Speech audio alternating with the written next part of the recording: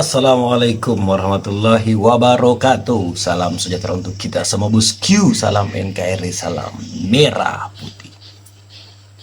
Tampaknya Ibu Irma Chaniago akan bahagia mendengar video ini karena di sini nih ada statement nih bahwa benarkah ini si Pak Aguan ini kebal hukum? Nah, tentunya ini menjadi sindiran loh untuk Pak Prabowo, dan juga tentunya ada sindiran untuk Pak Mulyono terkait ya pagar laut yang dikait-kaitkan dengan dirinya. Nah, apakah ini pertanda bahwasanya oligarki itu is the best? Ini negara hukum, tapi kenapa ada orang kebal hukum? Agak lain kan? Mari kita simak videonya. Firaun zaman dulu tenggelam di Laut Merah gara-gara mengejar Nabi Musa yang cuma 20-an kilometer jauhnya.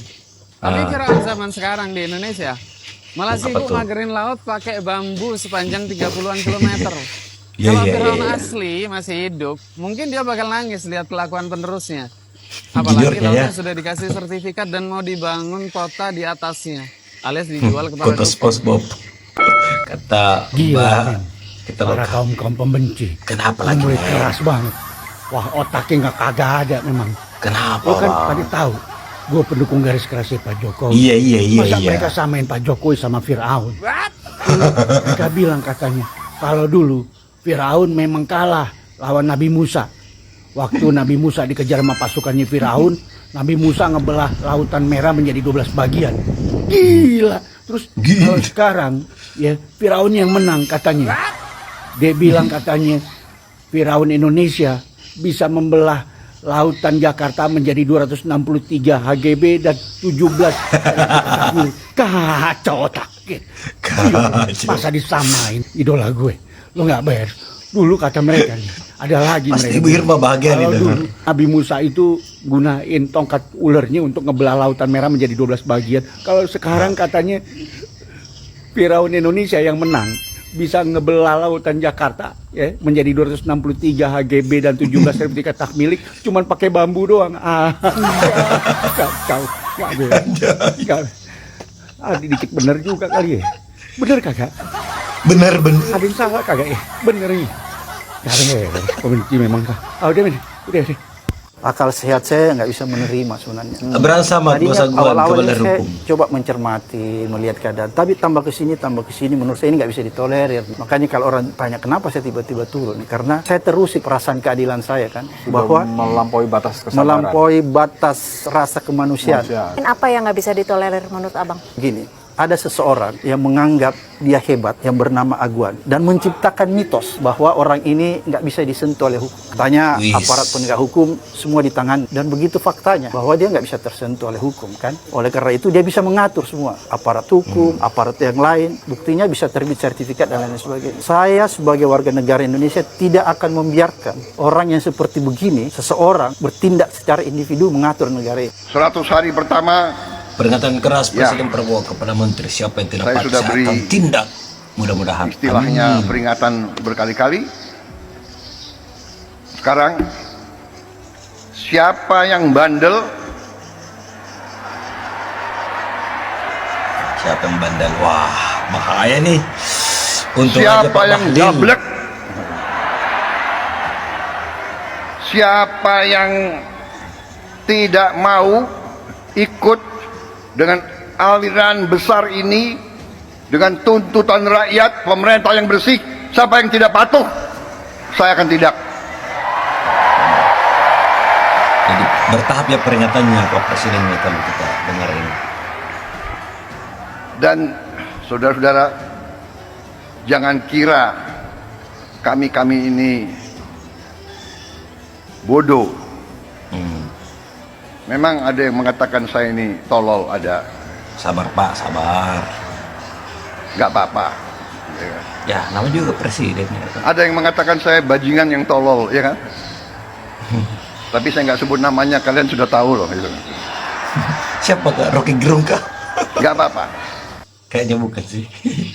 Jadi Presiden kita Prabowo ingin rakyat menuntut pemerintah yang bersih, yang benar, yang bekerja dengan benar. Jadi saya ingin tegakkan itu, ya. Jadi kepentingan hanya untuk bangsa, rakyat, tidak ada kepentingan lain yang tidak mau bekerja benar-benar untuk rakyat, ya saya akan singkirkan. Amin.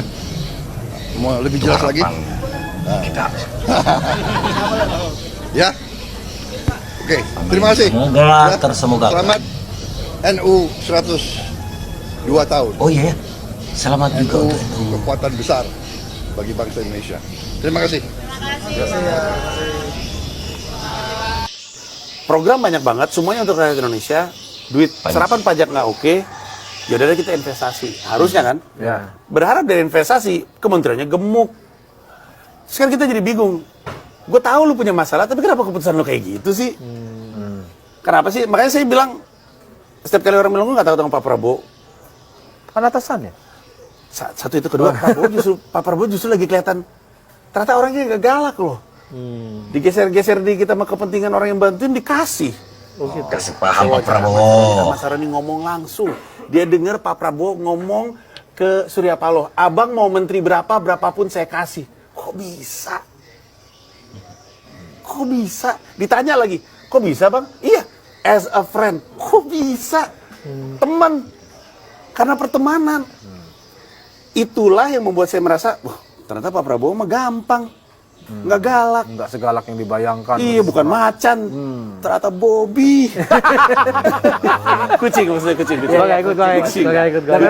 Dan memang kucing Maaf ya, namanya Bobby. Loh, sekarang gini, orang mau bilang, sekarang buktiin aja, Iya, Prabowo iya. galak, mana galaknya? Kalau Orang pada pengen jadi menteri baik dikasih. kok dikasih ya. Iya. Bakal ditawar-tawarin. Iya.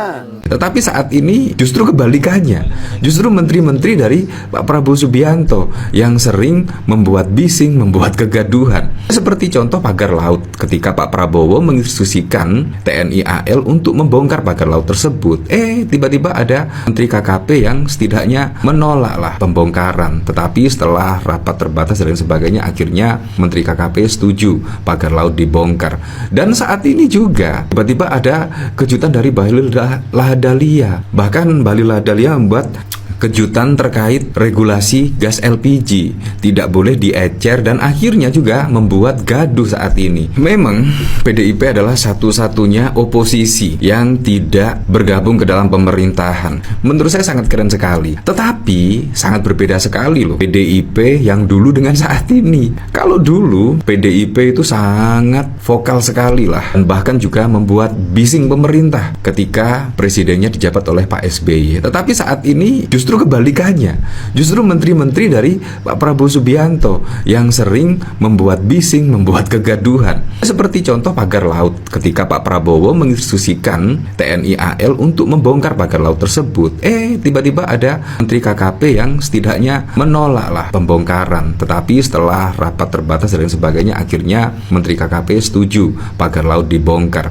Dan saat ini juga tiba-tiba ada kejutan dari Bahlil Lahadalia. Bahkan Bahlil Lahadalia membuat kejutan terkait regulasi gas LPG tidak boleh diecer dan akhirnya juga membuat gaduh saat ini. Yang cukup keren dari komentar Ganjar Pranowo, bahkan Ganjar Pranowo malah tidak membuat kegaduhan, melainkan Ganjar Pranowo memberikan solusi, memberikan sosialisasi kepada masyarakat untuk mengakses apa? Mengakses tidaknya gas LPG 3 kg. Menurut saya sebelum Bahlil Lahadalia membuat kebijakan yang setidaknya berpengaruh kepada jutaan masyarakat Indonesia, seharusnya dipikir-pikir betul bagaimana regulasinya, bagaimana sosialisasinya, bagaimana ketika LPG 3 kg itu bisa terbeli di pangkalan dan lain sebagainya.